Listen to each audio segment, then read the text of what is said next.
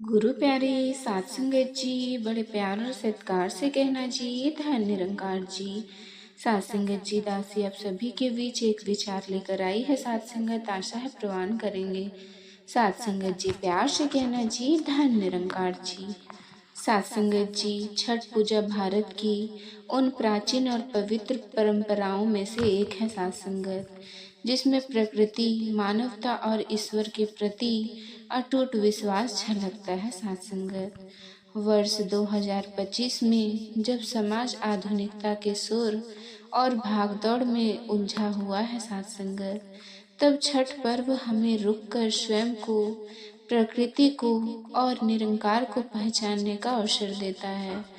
निरंकारी सात संगत जी दृष्टिकोण से छठ पूजा केवल कर्मकांड या धार्मिक अनुष्ठान नहीं सात संगत, बल्कि आत्मिक जागृति, समर्पण और कृतज्ञता का पर्व है सात संगत जी। सात संगत जी सूर्य नहीं, सूर्य के माध्यम से निरंकार की आराधना सात संगत जी। छठ में उगते और डूबते सूर्य को अर्घ्य दिया जाता है सात संगत। बाहरी दृष्टि से ये सूर्योपासना है, लेकिन निरंकारी भाव से देखा जाए तो ये उपासना उस निरंकार शक्ति की होती है जो सूर्य सहित समस्त ब्रह्मांड को ऊर्जा देती है सात संगत। सूर्य तो केवल प्रतीक है उसकी उपस्थिति का सात संगत। निरंकारी विचार कहता है कि सूर्य की रोशनी से पहले उस परम सत्ता का प्रकाश हमें अपने भीतर पहचानना चाहिए, क्योंकि वही सच्चा तेज और वही शाश्वत जीवनदाता है सात संगत जी। सात संगत जी 4 दिनों की साधना, बाहरी नहीं भीतरी शुद्धि सात संगत जी। छठ पूजा 4 दिनों का पर्व है सात संगत जी। नहाए खाए सात संगत जी 25/10/2025 को है सात संगत जी। खरना सात संगत जी 26/10/2025 को है। संध्या अर्घ सात संगत जी 27/10/2025 को। उषा आरती सात संगत जी 28/10/2025 को है सात संगत। सात संगत जी निरंकारी विचारधारा के अनुसार इन चारों चरणों का गहरा आध्यात्मिक अर्थ है सात संगत। नहाए खाए केवल शरीर की सफाई नहीं, बल्कि विचारों की स्वच्छता का संदेश देता है। खरना का व्रत भूख सहने की तपस्या नहीं, बल्कि इच्छा और अहंकार पर नियंत्रण का अभ्यास है सात संगत जी। संध्या अर्घ हमें बताता है कि जीवन के ढलते पलों में सात संगत भी कृतज्ञ बनी रहे, और उषा आरती ये याद दिलाता है कि हर नया सवेरा परमात्मा की कृपा का प्रतीक है सात संगत जी। सात संगत जी निरंकारी भाव दिखावे से दूर भावनाओं में ईश्वर सात संगत। निरंकारी मिशन का सिद्धांत है कि ईश्वर भावनाओं में रहता है, बाहरी सजावट में नहीं सात संगत। छठ पर्व का सदापन इसी सत्य को उजागर करता है। मिट्टी या बांस की सुपली में ठेकुआ, केले, सिंघाड़ा, अदरक, फल और गन्ना चढ़ाया जाता है। ये वस्तुएं भव्य नहीं होती, पर इनका महत्व प्रेम और शुद्ध भावना के कारण बढ़ जाता है सात संगत। निरंकारी समझ ये सिखाते हैं कि भगवान को सोने के थाल की नहीं, सच्चे मन की जरूरत होती है सात संगत। सात संगत जी स्वच्छता, तन मन और पर्यावरण तीनों का संतुलन सात संगत।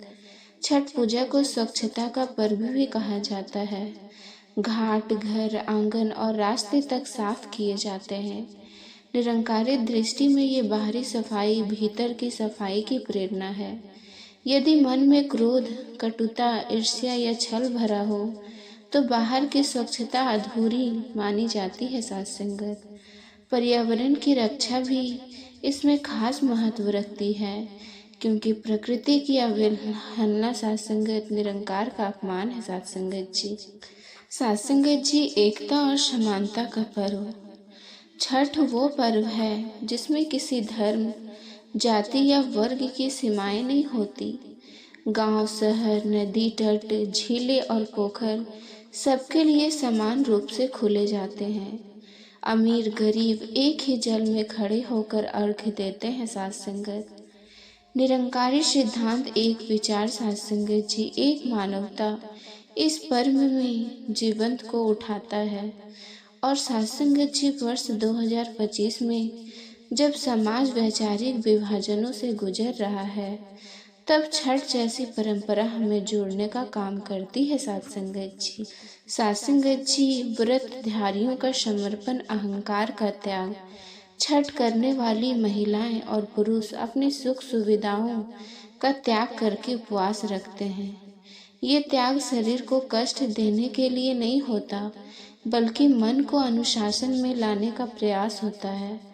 निरंकारी दृष्टिकोण बताता है कि इच्छाओं पर विजय पाना सबसे बड़ा व्रत है। सत्संगत जी, जब मन भौतिक सुविधाओं से ऊपर उठता है, तब आत्मा को निरंकार का स्पर्श होता है। सत्संगत, जल और प्रकाश आध्यात्मिक संकेत। सत्संगत, व्रती जब जल में खड़े होकर सूर्य को अर्घ्य देते हैं, तो ये केवल पूजा का दृश्य नहीं, बल्कि आंतरिक प्रतीक है। जल विनम्रता का और सूर्य पुरुषार्थ का स्वरूप माना जाता है। सत्संगत, निरंकारी विचार कहता है कि जब तक व्यक्ति अपने भीतर के आह को दृढ़ संकल्प और नम्रता के संग नहीं धोता, तब तक भक्ति अधूरी रहती है। सत्संगत जी, आधुनिक समय में छठ की आवश्यकता 2025 का मानव तनाव, भौतिकता, प्रदूषण, स्वार्थ और अकेलेपन का सामना कर रहा था। छठ पूजा इन सब का समाधान अपने सरल और शाश्वत संदेशों से देती है। सत्संगत, कम में संतोष, सब में विश्वास, प्रकृति के प्रति सम्मान, मानवता के प्रति प्रेम, निरंकार के प्रति समर्पण।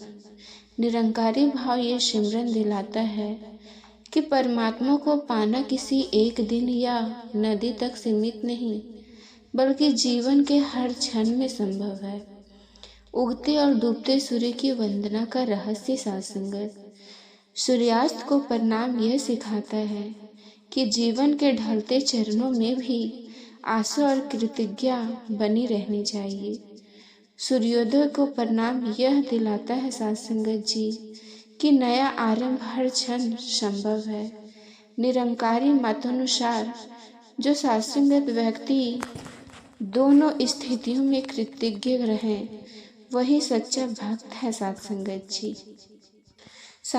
जी, छठ पूजा केवल उपासना नहीं सत्संगत जी, बल्कि परिवारों में पुण्य जुड़ाव का अवसर होता है। प्रवासी लोग भी अपने गांव लौटते हैं। शहरों में छतों और सोसाइटी परिसर तक सामूहिक आयोजन होते हैं। सत्संगत, बच्चे अपने माताओं और बहनों की सेवा करते हैं। पति पत्नी मिलकर तैयारियां करते हैं। ये सब निरंकारी एकत्व की जीती जागती मिसाल है। सत्संगत, जब नदी, तालाब और झीलें प्रदूषण से जूझ रही है, छठ पूजा हमें प्रकृति सम्मान की याद दिलाती है। प्लास्टिक त्यागना, घाटों की मरम्मत करना, जलाशयों को साफ रखना। सत्संगत, ये सब भक्ति का ही रूप है। निरंकारी दृष्टिकोण कहता है कि प्रकृति की सेवा सृष्टिकर्ता की सेवा है। सत्संगत जी, सत्संगत निरंकारी मिशन ये स्पष्ट करता है कि किसी पर्व की सच्ची सफलता तभी होती है जब उसका प्रभाव जीवन में बना रहे। यदि छठ समाप्त होते ही मन फिर स्वार्थ, झूठ, ईर्ष्या और दिखावे में लौट जाए, तो पूजा अधूरी रहती है। सत्संगत, यदि सादगी, संयम और प्रेम जीवन का हिस्सा बन जाए, तभी छठ सफलता कहलाती है।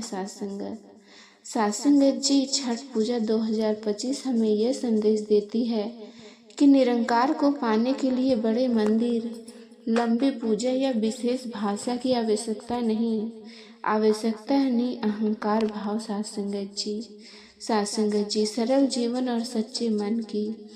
जब व्यक्ति सूर्य से आगे उसकी ज्योति के स्रोत को पहचान लेता है, तो हर आज्ञा आंतरिक ज्ञान और प्रतीक बन जाता है। सत्संगत, निरंकारी विचार यही कहता है, छठ केवल जल और सूर्य की ओर नहीं, अपनी आत्मा और निरंकार की ओर झुकने का पर्व है साथ संगत जी। साथ संगत जी, बिहार के एक छोटे से गांव में साथ संगत जी सुनैना देवी रहती थी। छठ पर्व उनके लिए केवल परंपरा नहीं बल्कि विश्वास का आधार था। उनके पति मनोहर दास एक साधारण मजदूर थे और 3 बच्चों का परिवार किसी तरह चलता था।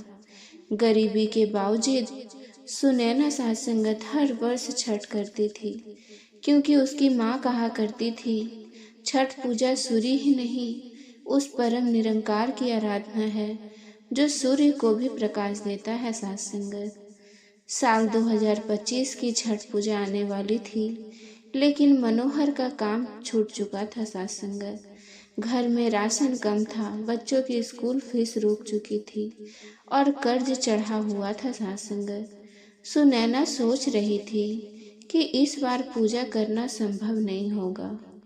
बड़ी बेटी साथ संगत जी रिया ने पूछा, माँ, इस बार छठ नहीं करेंगे क्या? सुनैना ने मुस्कुराकर कहा, बिटिया, छठ फल और पकवानों से नहीं होती, भावना और भरोसे से होती है। जब दिल में निरंकार है तो घाट खुद बन जाता है। साथ संगत, उन्होंने नए कपड़े नहीं खरीदे, पुराने साफ कपड़ों को धोकर अलग रख लिया। बाजार से ठेकुआ बनाने का सामान लाने के बजाय पड़ोसन कमली से थोड़ा आटा उधार मांगा। उसने ताज्जुब से पूछा, इतनी किल्लत में भी व्रत करोगी? सुनैना शांत बोली, साथ संगत जी, व्रत भूखे रहने का नाम नहीं, विश्वास जगाने का नाम है। कमली उनकी बात सुनकर भावुक हो गई। उसने आटा ही नहीं, गुड़, चावल और केले भी दिए। बोली, तुम्हारा विश्वास देखकर मेरे घर की बरकत बढ़ेगी। साथ संगत जी, संध्या अर्घ के लिए सुनैना घाट पर पहुंची। उनके पास बांस की पुरानी सुपली और मिट्टी का दिया था। कुछ लोग चकाचौंध में डूबे थे। नए कपड़े, एलईडी लाइट्स, माइक और ऊंचा साज सम्मान। साथ संगत, तभी एक औरत ताना मारते हुए बोली, इतने पुराने बर्तनों से पूजा करोगी? भगवान को ये मंजूर नहीं होगा। साथ संगत जी, सुनैना मुस्कुराई, निरंकार को थाल नहीं चाहिए, भावना चाहिए। सूर्य को घी से नहीं, कृतज्ञ से अर्घ्य दिया जाता है। साथ संगत जी, उसी समय घाट के किनारे एक छोटा लड़का बैठा रो रहा था। उसके माता पिता नहीं आए थे और उसके पास प्रसाद नहीं था। साथ संगत जी, सुनैना ने अपना ठेकुआ उसके हाथ में रख दिया। लड़का मुस्कुराया और बोला, मुझे भूख लगी थी पर आप आ गई। सुनैना ने सोचा, शायद यही सच्चा अर्घ्य है। सुबह उषा अर्घ्य के समय आसमान बादलों से ढका था। सब लोग चिंता करने के लिए सूर्य दिखाई नहीं देगा। कुछ ने कहा, यह शुभ संकेत है। सुनैना ने आंखें बंद की और साथ संगत जी, क्वालिटी बोली, साथ संगत, सूरज दिखे या ना दिखे, उसका प्रकाश तो है ही। निरंकार की आराधना दृष्टि से नहीं, भावना से होती है। इतने में बादलों के बीच से सूर्य की हल्की किरणें झलकी। सबके चेहरे खिल उठे। लोगों ने आश्चर्य से देखा कि वही पुरानी सुपली लिए साथ संगत सुनैना सबसे पहले अर्घ्य दे रही है। पूजा के बाद कमली ने कहा, तुम्हारे विश्वास ने तो चमत्कार कर दिया। बिना दिखावे के भी पूजा कितनी गहरी हो सकती है। आज समझ आया। साथ संगत, गांव में ये बात फैल गई। लोग सुनैना से सीखने लगे कि छठ पूजा केवल नदी, प्रसाद और प्रक्रिया नहीं, बल्कि आभार और आत्मसमर्पण का पर्व है। साथ संगत, छठ पूजा सूर्य के माध्यम से निरंकार का आभार करने का माध्यम है। साथ संगत, पूजा में समृद्धि नहीं, सादगी और सच्चा भाव महत्वपूर्ण है। निरंकार को थाली की नहीं, दिल की जरूरत होती है। व्रत का त्याग नहीं, आत्मशुद्धि और संयम का उपवास है। साथ संगत, सच्चा अर्घ्य वही है जो किसी और के जीवन में रोशनी भर दे। साथ संगत जी, सुनैना की कहानी हमें यह सिखाती है कि जो निरंकार को समझ लेता है वो सूर्य से पहले अपने भीतर को उजाला देख लेता है। साध संगत जी, साध संगत जी, एक ही सूर्य नहीं, एक ही निरंकार सबका है। बहुत समय पहले साध संगत मगध क्षेत्र में शिवदत्त नाम का एक साधारण किसान रहता था। उसका गांव गंगा नदी के किनारे बसा था। खेत छोटे थे, घर मिट्टी का था, पर मान विशाल और श्रद्धा से भरा हुआ। साध संगत, उसकी पत्नी पावनी बहुत शांत, संयमी और ईश्वर से पूर्ण विश्वास रखने वाली थी। उनके 2 बच्चे थे, किरण और अवनी। साध संगत जी, गरीबी थी पर परिवार संतोष से जीता था। उस समय छठ पूजा का स्वरूप आज जैसा नहीं था। लोग सूर्य को अर्घ तो देते थे पर उनके भाव अलग अलग थे। कोई वर्षा की कामना करता, कोई संतान की, तो कोई रोग मुक्ति की। साथ संगत, एक बार गांव में भयंकर महामारी फैली। शिवदत्त के दोनों बच्चे बीमार पड़ गए। वैद्य, झाड़ फूक, पूजा सब कर डाला पर कोई लाभ नहीं। साथ संगत, पावनी के आंसू नहीं रुकते थे और शिवदत्त भीतर से टूट चुका था। एक रात उसने आकाश की ओर देखकर कहा, यदि देवता सच में है तो वह हमारे बच्चों को क्यों दुख दे रहे हैं। तभी गांव के पास रहने वाले एक वृद्ध सन्यासी ऋषि निर्भया नंद साध संगत उनके घर आए। उन्होंने शांत स्वर में कहा, तुम ईश्वर को सूर्य में ढूंढते हो पर वो सूर्य से पहले तुम्हारे भीतर है। छठ केवल जल, अर्घ्य और प्रसाद नहीं, ये निरंकार को पहचानने का अवसर है। शिवदत्त ने पूछा, तो क्या सूर्य की पूजा व्यर्थ है। ऋषि मुस्कुराए। साध संगत, सूर्य तो केवल प्रतीक है, यह अदृश्य ब्रह्म का है। साध संगत, यदि भाव शुद्ध हो तो अर्घ्य चट्टान पर भी दिया जल जाए, वह स्वीकार है। साध संगत, साध संगत जी, ऋषि ने उन्हें छठ का एक गहरा रूप बताया। व्रत केवल शरीर का नहीं, मन का हो। अर्घ्य केवल सूर्य को नहीं, निरंकार सत्ता को समर्पित हो। प्रसाद केवल मिठाई नहीं, त्याग और समानता का प्रतीक हो। पूजा केवल अपने लिए नहीं, सबके लिए हो। साध संगत जी, साध संगत जी, उन्होंने कहा, यदि तुम चाहते हो कि बच्चे ठीक हो तो पहला नया विश्वास जगाओ। निरंकार को पकड़ो, केवल स्वरूप को नहीं। साध संगत, पावनी ने उपवास का संकल्प लिया। उन्होंने किसी देव प्रतिमा की ओर पीठ न कर। साध संगत जी, आसमान की ओर देखकर कहा, यदि आप निरंकार हैं तो मेरे मन की पुकार आपको सुननी ही होगी।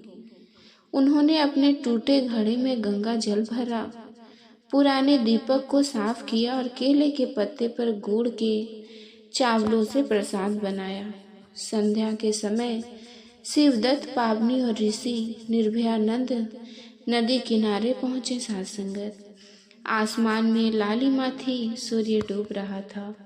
किनारे कोई शोर नहीं, कोई सजावट नहीं, केवल मन की निष्ठा थी। साध संगत, पावनी जल में उतरी और प्रार्थना की, जो सबको जीवन देता है वो केवल सूर्य में नहीं बसता। यदि आप निरंकार हैं तो मेरे बच्चे को जीवित कीजिए।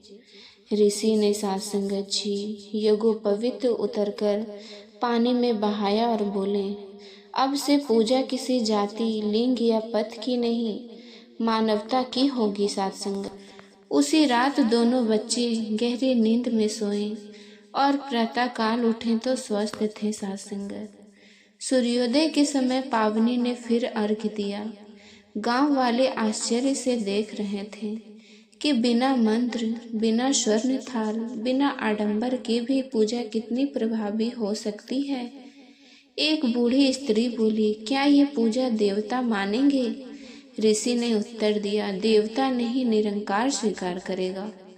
छठ कोई लेन देन नहीं, कृतज्ञ का उत्सव है। साध संगत, गांव वालों ने पहली बार ये सुना कि सूर्य देवता है, पर इस सूर्य से आगे जो सत्ता है वो सबका समान है। साथ संगत जी, पावनी ने प्रसाद सब में बांटा, बच्चे, मजदूरों, रोगियों और पशुओं तक। किसी ने पूछा, तुमने अपने बच्चों के लिए क्या रखा? वो बोली, जिसने दिया है वो अभाव नहीं देगा। शिवदत्त ने पहली बार महसूस किया कि छठ केवल फल, दूध या पूजा पाठ नहीं, ये निरंकार के प्रति आत्मसमर्पण की साधना है। धीरे धीरे गांव में लोग छठ को नए भाव से करने लगे।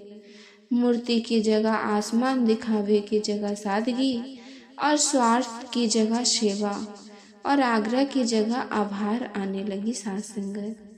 निर्भयानंद ने तय किया कि इस पूजा का नाम होगा निरंकारी छठ साधना, क्योंकि इसमें ईश्वर का आकार में नहीं, अनुभव में पाया जाता है।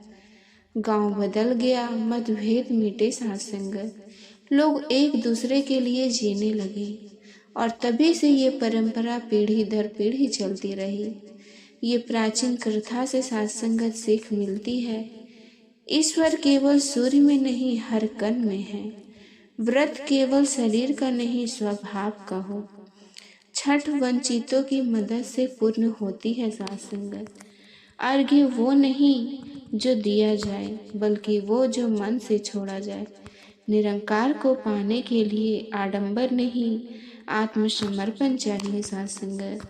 साथ संगत जी, जब मन सूर्य की लौ से पहले अपने भीतर की रोशनी को पहचान ले, तभी छठ की सच्ची व्याख्या होती है। ये कथा बताती है कि निरंकारी भाव छठ को पर्व नहीं, परमात्मा से सीधा संवाद बना देता है साथ संगत जी। साथ संगत जी, आप जी को ये विचार पसंद आया हो साथ संगत, तो चैनल को सब्सक्राइब जरूर कीजिएगा। साथ संगत जी, बड़े प्यार से कहना जी, धन निरंकार जी।